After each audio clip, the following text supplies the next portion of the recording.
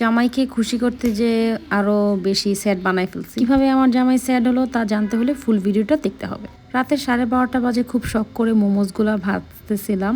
Frozen একটা মোমোস।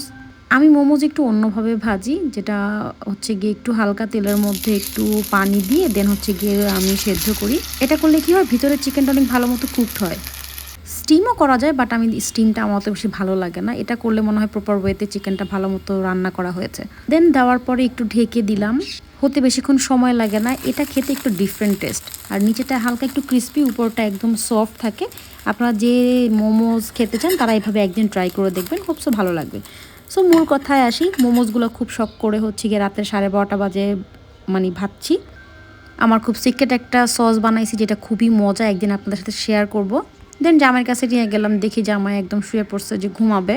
ও তো দেখে একটু অবাক হয়েছে যে কি নিয়ে আসছে এত রাতের বেলা, দেখেন ও মশারির ভিতর থেকে একদম তাকায় ছিল। তারপর আমি বলতেছিলাম যে তোমার জন্য সারপ্রাইজ নিয়ে আসছি, তুমি উঠে দেখো, হোপসো তোমার ভালো লাগবে। সো ও তো অনেক খুশি হয়ে গেছে। গরম গরম মোমোজ খেতে কার না ভালো লাগে বলেন। শীতের রাতে আসলে এরকম গরম গরম জিনিস খেতে খুব ভালো লাগে। মোমোজ আমার অনেক পছন্দ। সো ও জানে এটা জানার পর আমাকে বললো তুমি একটা খাও, এরপর আমি খাচ্ছি। আমি খাওয়ার পরে জাস্ট দেখি একটুও চিকেন নাই, পুরা মোমোজের মধ্যে খালি পেঁয়াজ আর পেঁয়াজ। আমার জামাই এই দেখে একটা মোমোজ খেয়ে আর একটা মোমোজও খায় নাই।